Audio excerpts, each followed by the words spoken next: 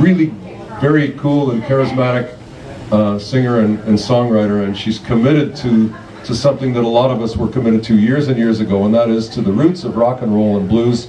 And I want to tell you a couple of things about her, because one thing that I really admired about her and I found in common is that no matter where she is in the room, she manages to find the spotlight. She manages to look like there's already a light on her.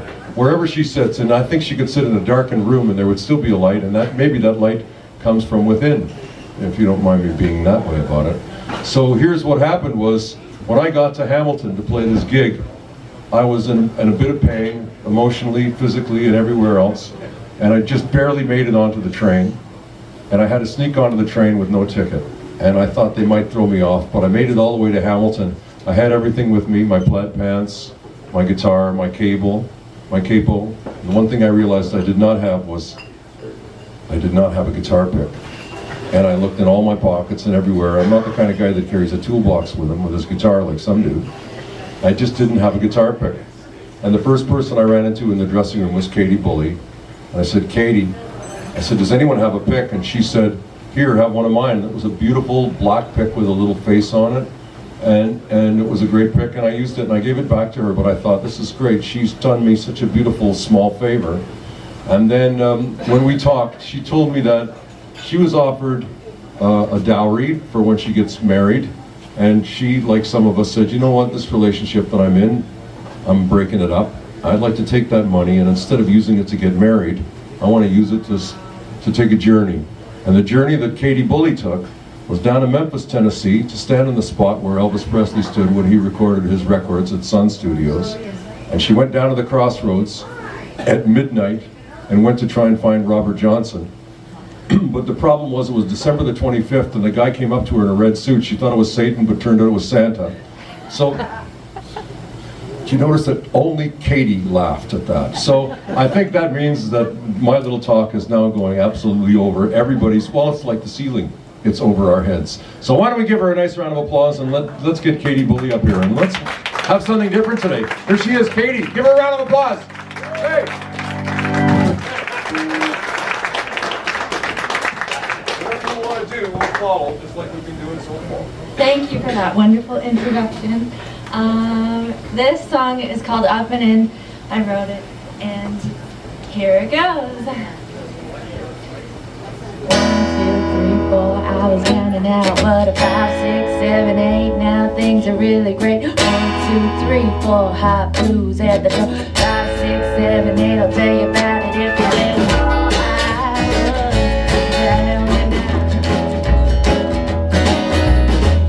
In the middle of the perfect harmony, the careful man tried to take that chord from me. He came in from a rented balcony and tried hard not to let it bother me when I was down and out,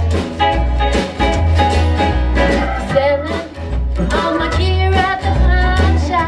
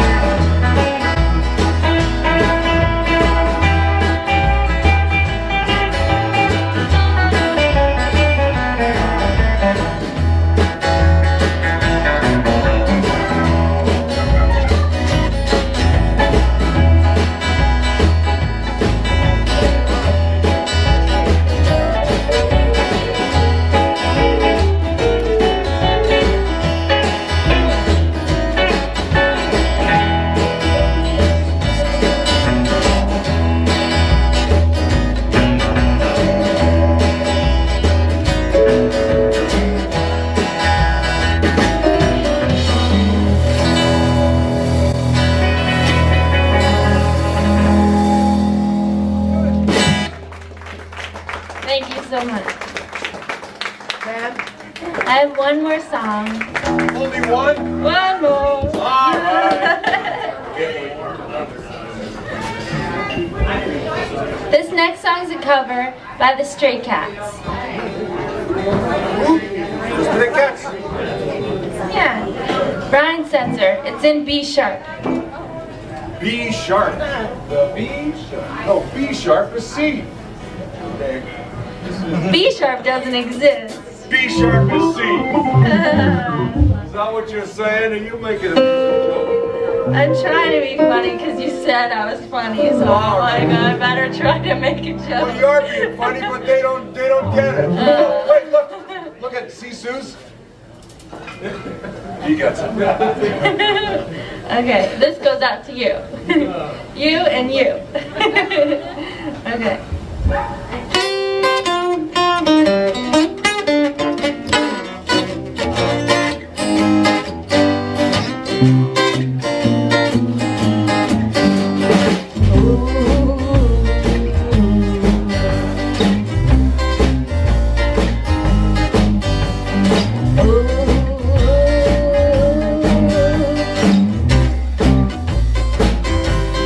Black and orange stray cats sitting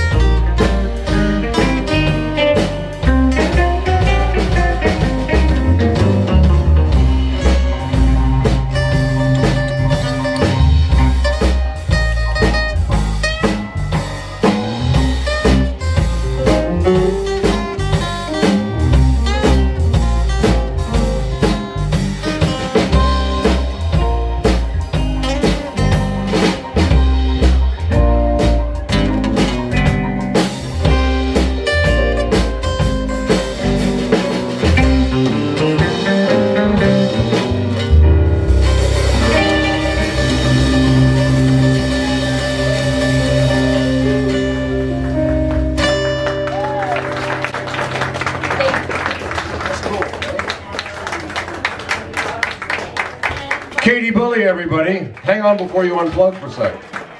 Come over here and talk to everybody just for a second with me. It's our other job. Remember we were on the radio together and you said a few things? Yes. Now, Katie, was it true what I said about you saving, taking your dowry and your money and everything and going down to Memphis and going to the crossroads? Yes. Would you tell everybody here what happened when you were at the crossroads on a midnight looking for Robert Johnson, the spirit of the blues? What happened that night? I was very scared, but I went anyways, and I was all alone, and it was the middle of the night, and when I was outside of my car, someone's engine started, and I jumped 10 feet in the air, basically, and I was like running back to my car. But the thing is, you went back the next night, didn't you? No. All right, you didn't, but you went back again, didn't you? Or not? Not yet? No, not yet. I might. I feel like if I was already there, like I just don't know if I sold my soul to the devil yet. I guess he couldn't afford it. Okay, would you like to sell your soul to the devil? Because I don't know if I did or not. you might have already done it. Did you get a receipt? No, I don't know. All right, well that's fine. Now, before I let you go, and I really don't want to, because I thought that was very cool, and I love how our band backed that up. All the rehearsals really paid off, wouldn't you say, guys? Yeah. But before we let you go, Katie, what's your next plan? Where's your next performance? And what do you, and also, look around at the Cadillac Lounge. If you've ever seen a place in Canada more devoted to Elvis, this picture used to be here, but there's our Elvis right there. See him? What's your next Hi, plan? Elvis, Sammy. It's at the Moonlight Cafe in Oakville, February 21st. Sorry, I think you mean the Moonshine. Yeah, the Moonshine Cafe, with Ginger St. James. All right, you and Ginger together. She's a rockabilly chick as well, isn't she? And how about it? So, I know you've already said a lot through the music. You don't have to talk. You don't have to be like me, but I'd like to ask you guys once again for a nice round of applause for our guest today, Katie Bulley. Thank you, everybody. Thank you, Katie. Great job. Wow.